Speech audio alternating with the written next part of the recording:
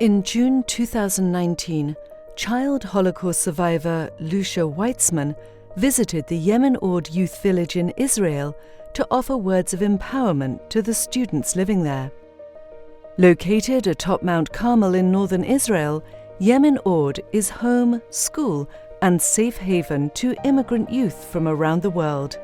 Many of these young people suffered from anti-Semitism, isolation, or poverty in their former homes.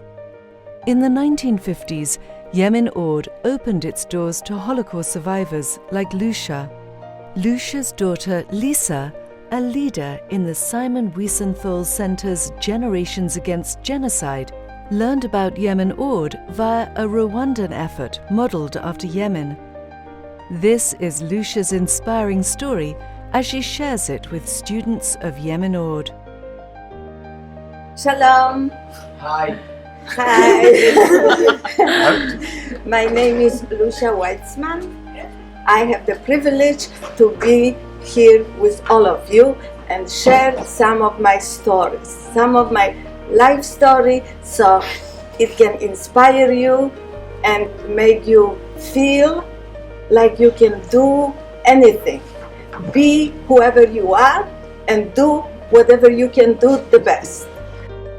Lucia was born Jewish as Rose Berl in Nazi-occupied Poland in 1940. When she was 2, her parents placed her into the care of a Polish Catholic couple in a desperate attempt to save her. Rose was given a new name and a new identity. Her parents did not survive. I was 2 years old when my parents did not survive, and I was given away to a Polish family, and they adopted me and they raised me until I was 21.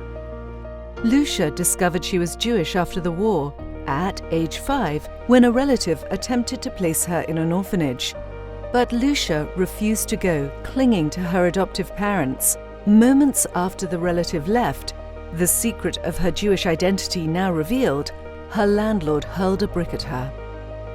I only knew that the Polish people are my parents. I was 5 years old, and I did not want to go to any orphanage, and I didn't know that I was an orphan.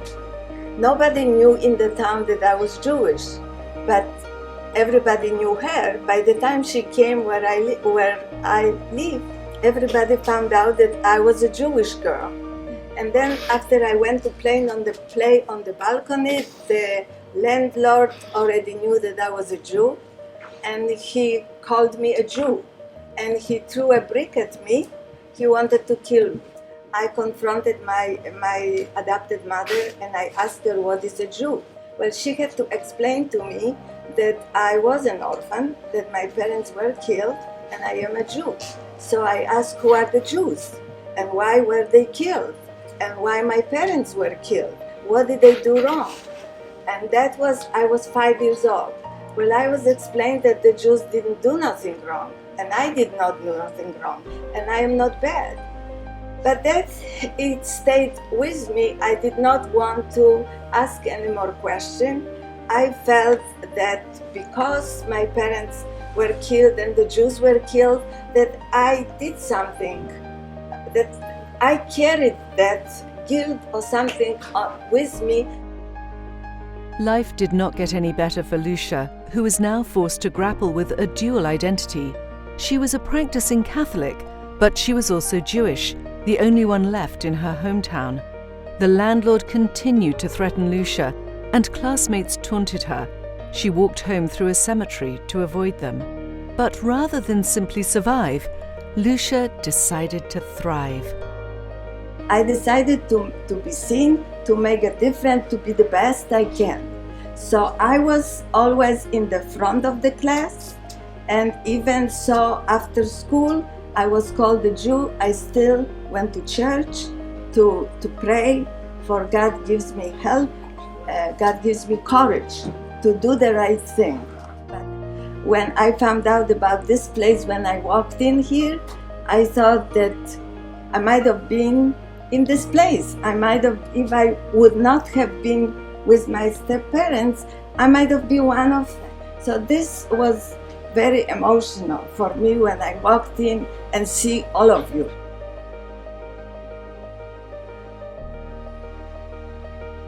Lucia's future should have been bright after high school graduation, but prejudice and persecution persisted. Her first love dropped her when he discovered that she was Jewish.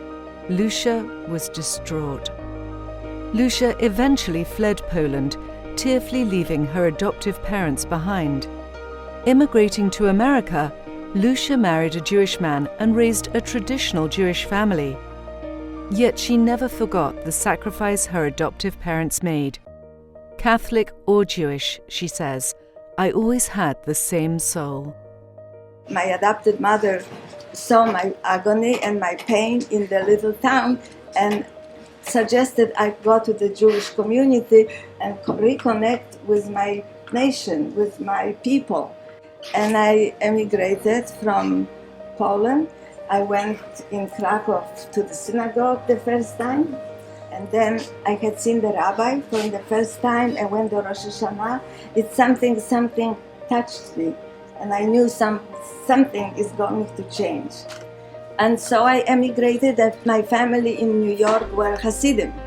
So I came from a church to a Hasidic family, and I decided then I had to adjust to my new life, and it was another obstacle, another adjustment to my life, and I have to do what I needed to do to move forward. Lucia's granddaughter, Jenna Edelstein, was inspired by her Nana's story of resilience and wanted to share it with others, choosing Yemin Orde as her Bat Mitzvah project. I decided, I was happy, I was thrilled. I decided to come here to share my life and express my faith and my belief in the young children, in education, and what you have accomplished. I was very inspired, and I think you can go. There is no sky what you can do. And that's what I wanted, and if my story will make any difference to one person, that my mission is accomplished. אז היא אומרת, הסיבה שהגעתי